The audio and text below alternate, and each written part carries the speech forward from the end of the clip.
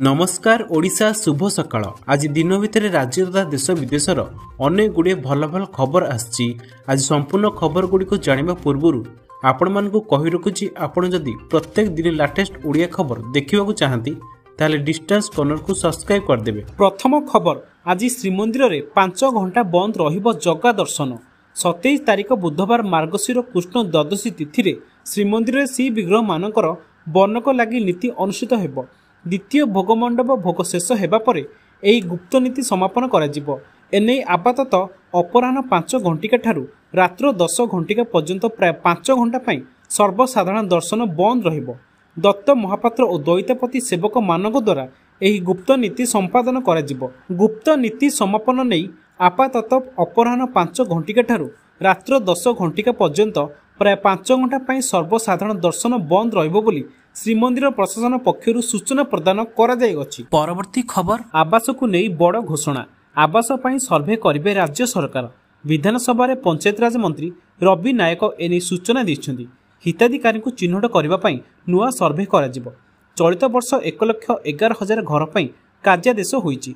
तेबे बाद पड़िथिबा 50,963 हिताधिकारी को दरखास्त विचार करा जिवो। प्रधानमंत्री आवास योजना बाद पड़िबा नै सरकार बड़ पदक्षेप लेइछन्ती। कांग्रेस विधायक पवित्र साउटांकर प्रश्न रे गृह रे एभली उत्तर रखिछन्ती पंचायत राज मंत्री। धनिक श्रेणी छातघर होतिबा व्यक्ति चाकिरिया को प्रधानमंत्री आवास घर मिलिबो नाही बोली सरकार ग्यारंटी देई परिबे कि बोली कांग्रेस विधायक प्रश्न करिछन्ती। एहार उत्तर रे मंत्री कहिछन्ती अयोग्य को बाद दिया जिवो। एने सरकार समस्त पदक्षेप ग्रहण करुछन्ती। गत 5 वर्ष रे 12,621 आवास धार्य कराइछि। सेति मध्यरु 11,76,053 गृह मंजूर होइते बेले 7,43,321 गृह निर्माणाधीन रहिछि। तेबे पूर्व सरकार कथा कही मंत्री कहिछन्ती पूर्व सरकार योग्य हिताधिकारी तालिका न देबारु फेरी जाइछि 6,56,945 पक्का घर। 2016-2024 मध्यरे तत्कालीन सरकार योग्य हिताधिकारी तालिका नहीं न पारिबार कारणरू एही घर फेरी जाइथिबा मंत्री कहिछन्ती। परवर्ती खबर, प्रधानमंत्री नरेंद्र मोदी अध्यक्षतार अनुष्ठित आर्थिक व्यापार संक्रांत कैबिनेट कमिटी आज रेल मंत्रालय मोट 7,927 कोटी टंका 3टी प्रकल्प को अनुमोदन करिछि। प्रकल्प गुड़िक है जलगांव मनमोहन 4th लाइन जहाँ 160 किलोमीटर, भुसावाल खंडवा तृतीय और चतुर्थ लाइन जहाँ 131 किलोमीटर, प्रयागराज माणिकपुर तृतीय लाइन जहाँ 84 किलोमीटर अटे। प्रस्तावित मल्टी ट्रैकिंग प्रकल्प गुड़िक परिचालन को सहज करिबो एवं भीड़ ह्रास करिबो एवं मुंबई एवं प्रयागराज मध्य व्यस्त बहुल सेक्शन रे आवश्यक भित्तिभूमि विकास प्रदान करिबो। एही प्रकल्प गुड़िक माननीय प्रधानमंत्री श्री नरेंद्र मोदी एक नूतन भारतर परिकल्पना अनुଯାयी अटे, जहाँ एही अंचलर लोकमानकु एही क्षेत्र रे व्यापक विकास माध्यम रे आत्मनिर्भरशील करिबो, जहाँ सेमानकु नियुक्ति स्वरोजगार सुजोग वृद्धि करिबो।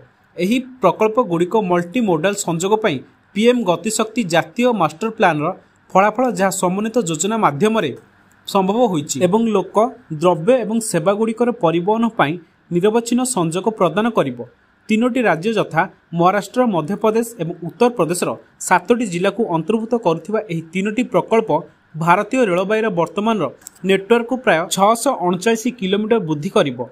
प्रस्तावित मल्टी ट्रैकिंग प्रकल्प गुड़िक प्राय 1,319 गाँ और प्राय 38 लाख जनसंख्या को सेवा जोगाई देउथिबा 2 आकांक्षी जिला खंडवा और चित्रकूट को जोगाजोग वृद्धि करिबो। परवर्ती खबर, आज ठारू आरंभ होईछि विधानसभा शीत अधिवेशन।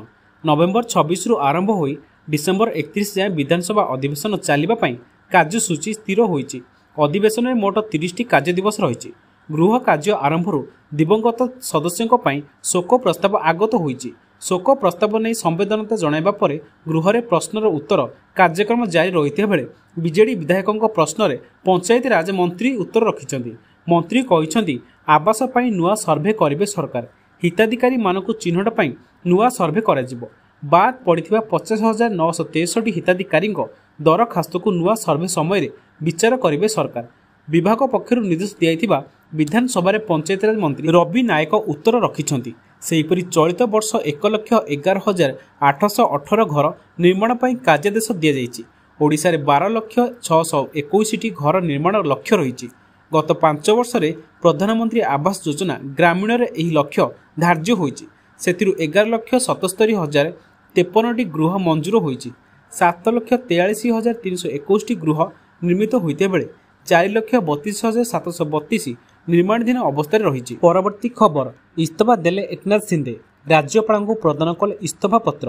ମହାରାଷ୍ଟ୍ର ବିଧାନସଭା ନିର୍ବାଚନ ପରେ ଇସ୍ତଫା ଦେଲେ ମହାରାଷ୍ଟ୍ର ମୁଖ୍ୟମନ୍ତ୍ରୀ ଏକନାଥ ସିନ୍ଦେ।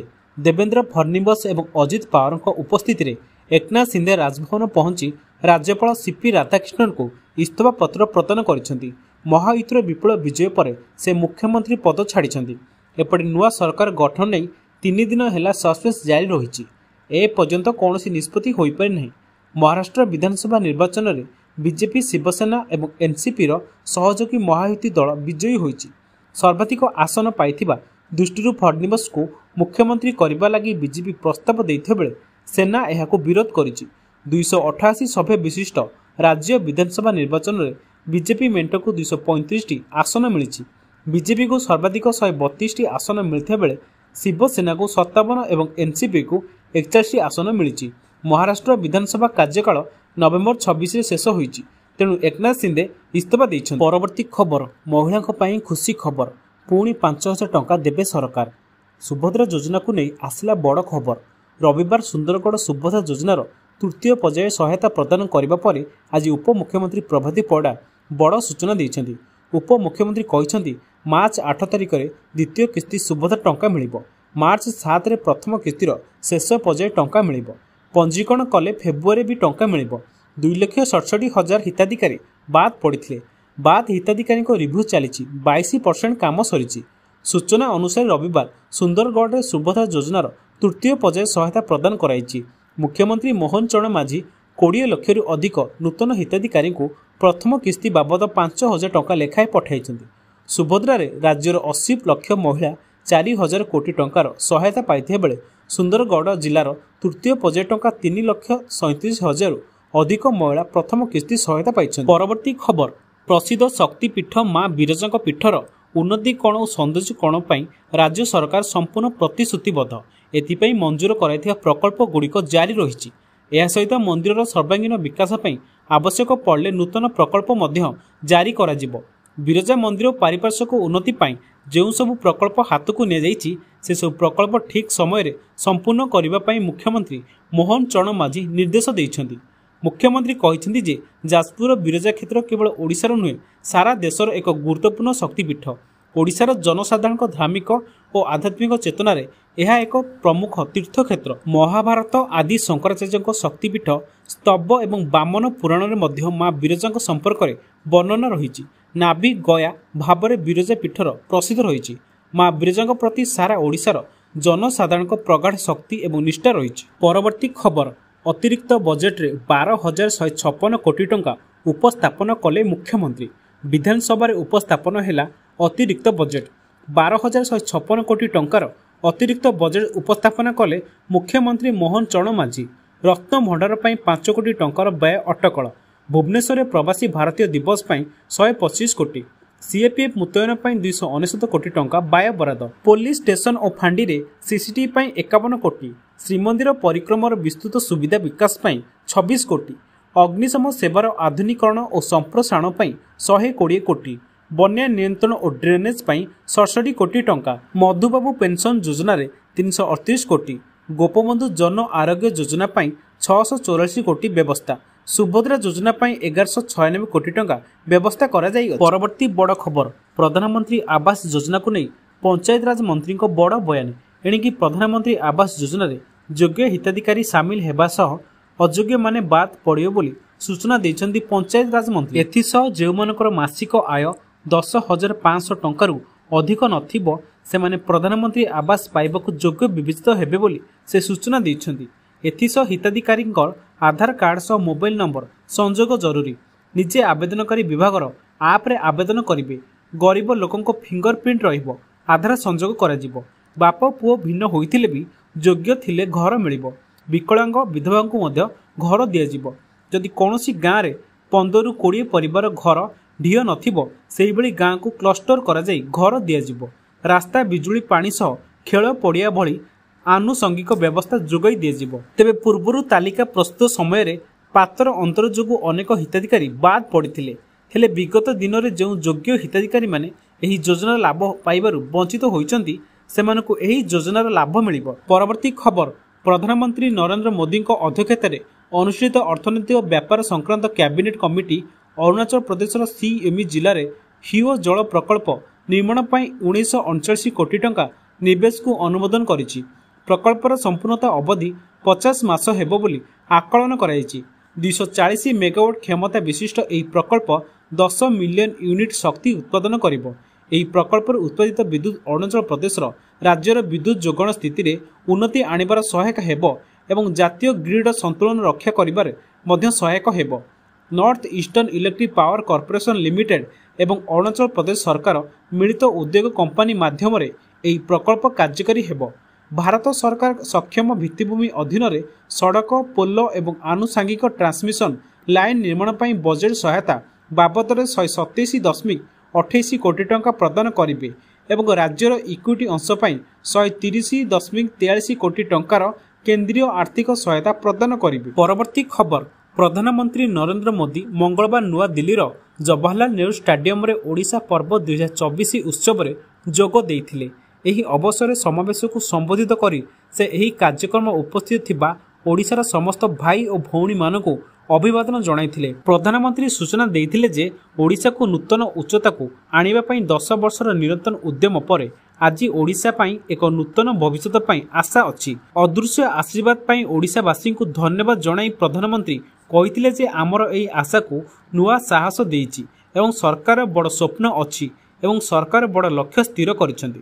2036 ମସିହାରେ ଓଡ଼ିଶା ରାଜ୍ୟ ଶତବାର୍ଷିକୀ ପାଳନ କରିବ ବୋଲି ସୂଚନା ଦେଇ ସେ କହିଛନ୍ତି ଯେ ଓଡ଼ିଶାକୁ ଦେଶର ଏକ ଶକ୍ତିଶାଳୀ, ସମୃଦ୍ଧ ତଥା ଦ୍ରୁତ ଗତିରେ ବୃଦ୍ଧି ପାଉଥିବା ରାଜ୍ୟରେ ପରିଣତ କରିବା ପାଇଁ ସରକାର ଉଦ୍ୟମ କରୁଛନ୍ତି। ଏକ ସମୟ ଥିଲା ଯେତେବେଳେ ଓଡ଼ିଶା ଭଳି ରାଜ୍ୟ ସମେତ ଭାରତର ପୂର୍ବ ଭାଗକୁ ପଛୁଆ ବିବେଚନା କରାଉଥିଲା। ଭାରତର ପୂର୍ବ ଭାଗକୁ ଦେଶର ବିକାଶର ଅଭିବୃଦ୍ଧି ଇଞ୍ଜିନ୍ ବୋଲି ପ୍ରଧାନମନ୍ତ୍ରୀ ବିବେଚନା କରିଛନ୍ତି। ସରକାର ପୂର୍ବ ଭାରତର ବିକାଶକୁ ପ୍ରାଥମିକତା ଦେଇଛନ୍ତି ଏବଂ ଆଜି ସମଗ୍ର ପୂର୍ବ ଭାରତର ସଂଯୋଗ, ସ୍ୱାସ୍ଥ୍ୟ, ଶିକ୍ଷା ସହ ଜଡ଼ିତ ସମସ୍ତ କାର୍ଯ୍ୟ ତ୍ୱରାନ୍ୱିତ ହେଉଛି। ଆଜି ଓଡ଼ିଶା 10 ବର୍ଷ ପୂର୍ବେ କେନ୍ଦ୍ର ସରକାର ଦେଇଥିବା ତୁଳନାରେ 3 ଗୁଣା ଅଧିକ ବଜେଟ୍ ପାଇଛି। ପରବର୍ତ୍ତୀ ଖବର, ମଧୁବାବୁ ପେନ୍ସନ୍ ଯୋଜନାରେ 338 କୋଟି ଟଙ୍କା ବ୍ୟୟ ବରାଦ। ମୁଖ୍ୟମନ୍ତ୍ରୀ ମଙ୍ଗଳବାର ବିଧାନସଭାରେ 2024-25 ଆର୍ଥିକ ବର୍ଷର ଅତିରିକ୍ତ ବଜେଟ୍ ଉପସ୍ଥାପନ କରିଛନ୍ତି। ଏଥିପାଇଁ ମୋଟ 12,156 କୋଟି ଟଙ୍କାର ବ୍ୟୟ ବରାଦ କରାଯାଇଛି। ସାମାଜିକ ନିରାପତ୍ତା ବିଭାଗରେ ମଧୁବାବୁ ପେନ୍ସନ୍ ଯୋଜନାରେ 338 କୋଟି ଟଙ୍କା ବ୍ୟବସ୍ଥା କରାଯାଇଛି। ସେହିଭଳି ଦିବ୍ୟାଙ୍ଗଙ୍କ କଲ୍ୟାଣ ପାଇଁ 16 କୋଟି ଟଙ୍କା ବ୍ୟବସ୍ଥା କରାଯାଇଛି। ଭିନ୍ନକ୍ଷମ ଏବଂ ସାଧାରଣ ବ୍ୟକ୍ତିଙ୍କ ମଧ୍ୟରେ ବିବାହ ପ୍ରୋତ୍ସାହନ ପାଇଁ 10 କୋଟି ଟଙ୍କା ବ୍ୟବସ୍ଥା କରାଯାଇଛି। ବିଧବା ଭତ୍ତା ଯୋଜନା ପାଇଁ 16 କୋଟି ଟଙ୍କା ବ୍ୟବସ୍ଥା କରାଯାଇଛି। ପରବର୍ତ୍ତୀ ଖବର, ପ୍ରଧାନମନ୍ତ୍ରୀ ଆବାସ ଯୋଜନାକୁ ନେଇ ଆସିଲା ବଡ଼ ଖବର। ବାପାଙ୍କ ଠାରୁ ପୁଅ ଅଲଗା ରହିଲେ ଆଉ କେତେ ରୋଜଗାର ଥିଲେ ଏମ୍ପି ଆବାସ ମିଳିପାରିବ, ଏନେଇ ବଡ଼ ଘୋଷଣା କରିଛନ୍ତି ରାଜ୍ୟ ସରକାର। ଯେଉଁମାନଙ୍କର ମାସିକ ଆୟ 10,500 ଟଙ୍କାରୁ ଅଧିକ ନଥିବ ସେମାନେ ଯୋଗ୍ୟ ବିବେଚିତ ହେବେ। ହିତାଧିକାରୀଙ୍କ ଆଧାର କାର୍ଡ଼ ସହ ମୋବାଇଲ ନମ୍ବର ସଂଯୋଗ ଜରୁରୀ। ଆବେଦନକାରୀ ନିଜ ବିଭାଗର ଆପ୍ରେ ଆବେଦନ କରିପାରିବେ। ଗରିବ ଲୋକଙ୍କ ଫିଙ୍ଗର ପ୍ରିଣ୍ଟ ରହିବ। ଆଧାର ସଂଯୋଗ କରାଯିବ। ବାପ ପୁଅ ଭିନ୍ନ ହୋଇଥିଲେ ବି ଯୋଗ୍ୟ ଥିଲେ ଘର ମିଳିବ। ବିକଳାଙ୍ଗ ବିଧବାଙ୍କୁ ଘର ଦିଆଯିବ। ଯଦି କୌଣସି ଗାଁରେ 15ରୁ 20 ପରିବାର ଘର ଢିଅ ନଥିବ ସେହିଭଳି ଗାଁକୁ କ୍ଲଷ୍ଟର କରାଯାଇ ଘର ଦିଆଯିବ। ରାସ୍ତା, ବିଜୁଳି, ପାଣି ସହ ଖେଳ ପଡ଼ିଆ ଭଳି ଆନୁଷଙ୍ଗିକ ବ୍ୟବସ୍ଥା ଯୋଗାଇ ଦିଆଯିବ। ପୂର୍ବରୁ ତାଲିକା ପ୍ରସ୍ତୁତ ସମୟରେ ପାତର ଅନ୍ତର ଯୋଗୁଁ ଅନେକ ହିତାଧିକାରୀ ବାଦ୍ ପଡ଼ିଥିଲେ। ପୂର୍ବରୁ ଯେଉଁମାନଙ୍କ ଆବାସ ଯୋଜନାରେ ଘର ପାଇବାରେ ବଞ୍ଚିତ ହୋଇଛନ୍ତି ସେମାନଙ୍କୁ ଘର ମିଳିବ। ପରବର୍ତ୍ତୀ ଖବର, ବିଧାନସଭାରେ ଉପସ୍ଥାପନ ହେଲା ଅତିରିକ୍ତ ବଜେଟ୍। ମଙ୍ଗଳବାର 12,156 କୋଟି ଟଙ୍କାର ଅତିରିକ୍ତ ବଜେଟ୍ ଆଗତ ହୋଇଛି। ରତ୍ନଭଣ୍ଡାର ପାଇଁ 5 କୋଟି ଟଙ୍କାର ବ୍ୟୟ ଅଟକଳ କରାଯାଇଛି। ଭୁବନେଶ୍ୱରରେ ପ୍ରବାସୀ ଭାରତୀୟ ଦିବସ ପାଇଁ 125 କୋଟି, ସିଏପିଏଫ୍ ମୁତୟନ ପାଇଁ 269 କୋଟି ଟଙ୍କା ବ୍ୟୟ ବରାଦ କରାଯାଇଛି। ପୋଲିସ ଷ୍ଟେସନ ଓ ଫାଣ୍ଡିରେ ସିସିଟିଭି ପାଇଁ 51 କୋଟି ଟଙ୍କା ଅଟକଳ କରାଯାଇଛି। ସେହିପରି ଶ୍ରୀମନ୍ଦିର ପରିକ୍ରମାର ବିସ୍ତୃତ ସୁବିଧା ପାଇଁ 26 କୋଟି ଟଙ୍କା, ଅଗ୍ନିଶମ ସେବାରେ ଆଧୁନିକୀକରଣ ଓ ସମ୍ପ୍ରସାରଣ ପାଇଁ 120 କୋଟି ଟଙ୍କା ବ୍ୟୟ ଅଟକଳ କରାଯାଇଛି। ବନ୍ୟା ନିୟନ୍ତ୍ରଣ ଓ ଡ୍ରେନେଜ୍ ପାଇଁ 66 କୋଟି ଟଙ୍କା, ମଧୁବାବୁ ପେନ୍ସନ୍ ଯୋଜନାରେ 338 କୋଟି ଟଙ୍କାର ବ୍ୟବସ୍ଥା କରାଯାଇଛି। ସେହିପରି ଗୋପବନ୍ଧୁ ଜନ ଆରୋଗ୍ୟ ଯୋଜନା ପାଇଁ 644 କୋଟି ଟଙ୍କାର ବ୍ୟବସ୍ଥା ଓ ସୁଭଦ୍ରା ପାଇଁ 1196 କୋଟି ଟଙ୍କା ବ୍ୟବସ୍ଥା ଅଟକଳ କରାଯାଇଛି। ପରବର୍ତ୍ତୀ ଖବର, ଓଡ଼ିଶାରେ 147 ବିଧାୟକ ଅଛନ୍ତି। ଜଣେ ଜଣେ ବିଧାୟକ ଯଦି 5 ଜଣ ପିଲାଙ୍କୁ ପୋଷ୍ୟ ସନ୍ତାନ ଭାବରେ ଗ୍ରହଣ କରିବେ ତେବେ 500ରୁ ଉର୍ଦ୍ଧ୍ୱ ପିଲାଙ୍କ ଭାଗ୍ୟ ପରିବର୍ତ୍ତନ ହୋଇଯିବ। ଅନ୍ତେବାସୀ ପିଲାଙ୍କ ସ୍ୱତନ୍ତ୍ର ଯତ୍ନ ନେବେ। ମନ୍ତ୍ରିମଣ୍ଡଳ ଓ ବିଧାୟକ ମନ୍ତ୍ରୀ ଏଭଳି ପ୍ରତିକ୍ରିୟା ଦେଇଛନ୍ତି। ଉପମୁଖ୍ୟମନ୍ତ୍ରୀ ପ୍ରଭାତୀ ପରିଡ଼ା ଏନେଇ ବିଭାଗ ନିଷ୍ପତ୍ତି କରିବା ନେଇ ଉପମୁଖ୍ୟମନ୍ତ୍ରୀ ସୂଚନା ଦେଇଛନ୍ତି। ଯେଉଁମାନେ ପ୍ରତିଭାର ଅଧିକାରୀ ସେମାନେ ସାହାଯ୍ୟ ପାଇବା ପରେ ଭଲ ପ୍ରଦର୍ଶନ କରୁଛନ୍ତି। ଯେଉଁମାନଙ୍କ ପାଇଁ ଦରକାର ଅଛି ସେମାନଙ୍କର ଏକ ଲିଷ୍ଟ ତିଆରି ହୋଇଛି। ଏ ହୋମ୍ରେ ପିଲାଙ୍କୁ ଗୁରୁତ୍ୱ ସହ ନିଯୁକ୍ତି ଦେବେ ରାଜ୍ୟ ସରକାର। ଏ ନିଷ୍ପତ୍ତିକୁ କେହି ମନା କରିବେନି। ମନ୍ତ୍ରୀମାନେ ଆଗକୁ ଆସିବେ, ପିଲାମାନଙ୍କୁ ଏକ ଭଲ ଭବିଷ୍ୟତ ଦେଇପାରିବେ। ସରକାର ପ୍ରୟାସ କରୁଛନ୍ତି ଅନ୍ୟମାନଙ୍କ ସହଯୋଗ ମିଳିଲେ ଏ ମହକ ସାରା ବିଶ୍ୱରେ ଚମକିବ। ଏ ପିଲାମାନଙ୍କ ସରକାର ପୋଷ୍ୟ ସନ୍ତାନ ମିଶନ ବାତ୍ସଲ୍ୟ PM କେୟାର 8000ରୁ ଉର୍ଦ୍ଧ୍ୱ ପିଲାଙ୍କୁ 225ଟି ହୋମ୍ରେ ରଖିପାରୁଛି। ଆମ ପାଖରେ ଥିବା 8000ରୁ ଉର୍ଦ୍ଧ୍ୱ ପିଲାଙ୍କ ମଧ୍ୟରେ ରହିଛି ଅଦମ୍ୟ ସାହସ, ଉତ୍ସାହ ଓ ପ୍ରତିଭାକୁ ସେମାନେ ପ୍ରଦର୍ଶନ କରିବେ। 5 ଦିନ ଧରି ଚାଲିବ ଏହି କାର୍ଯ୍ୟକ୍ରମ ବୋଲି କହିଛନ୍ତି ପ୍ରଭାତୀ ପରିଡ଼ା।